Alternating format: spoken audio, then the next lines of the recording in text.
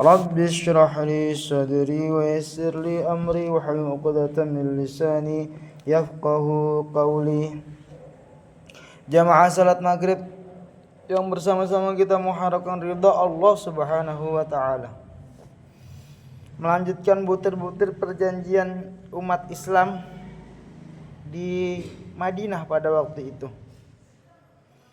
Yang ketiga adalah orang-orang mukmin tidak boleh meninggalkan seseorang yang menanggung beban hidup di antara sesama mereka dan memberinya dengan cara yang ma'ruf dalam membayar tebusan dan membebaskan tawanan. Yang nomor 4 adalah orang-orang mukmin yang bertakwa harus melawan orang yang berbuat zalim, berbuat jahat dan kerusakan di antara mereka sendiri. Yang kelima, secara bersama-sama mereka harus melawan orang seperti itu, sekalipun dia anak seseorang di antara mereka sendiri. Yang keenam adalah seorang mukmin tidak boleh membunuh orang mukmin yang lainnya karena membela orang kafir. Yang ketujuh, seorang mukmin tidak boleh membantu orang kafir dengan mengabaikan orang mukmin lainnya. Jaminan Allah adalah satu, orang yang paling lemah di antara mereka pun berhak mendapat perlindungan. Jika ada orang-orang Yahudi yang mengikuti kita, maka mereka berhak mendapat pertolongan dan persamaan hak. Tidak boleh dizalimi dan ditelantarkan. Yang ke-10, perdamaian yang dikukuhkan orang-orang mukmin harus satu. Seorang mukmin tidak boleh mengadakan perdamaian sendiri dengan selain mukmin dalam satu peperangan fi sabilillah. Mereka harus sama dan adil.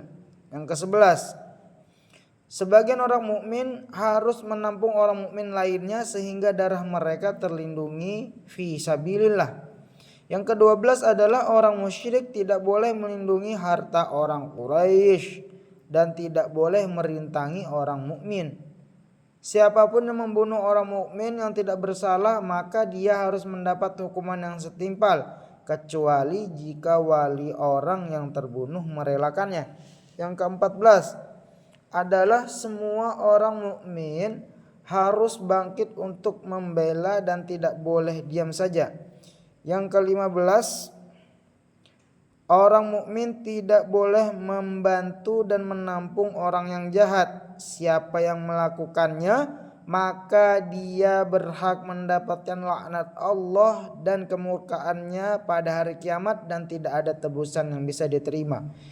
Yang ke-16 adalah perkara apapun yang kalian perselisihkan harus dikembalikan kepada Allah dan Nabi Muhammad sallallahu alaihi wasallam. Pengaruh spiritual dalam masyarakat. Dengan hikmah dan kepintaran seperti ini, Rasul telah berhasil memancangkan sendi masyarakat yang baru.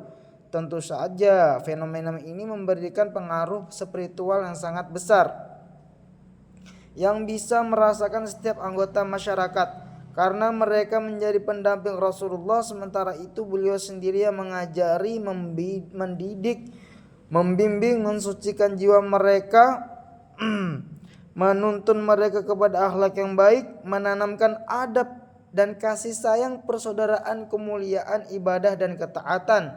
Ada seorang yang bertanya kepada beliau, bagaimanakah Islam yang paling baik itu? Beliau menjawab, tut'imut ta'ama wa taqra'us salama ala man arafta wa man lam ta'rif.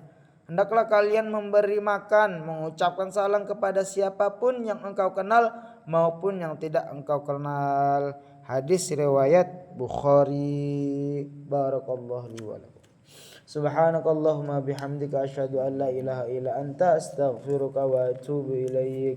Wassalamualaikum warahmatullahi wabarakatuh.